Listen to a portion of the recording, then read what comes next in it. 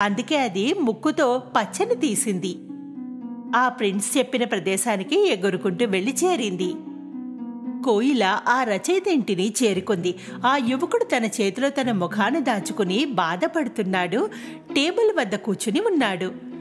అతని వెనకాల రెక్కల చప్పుడు కూడా వినలేదు.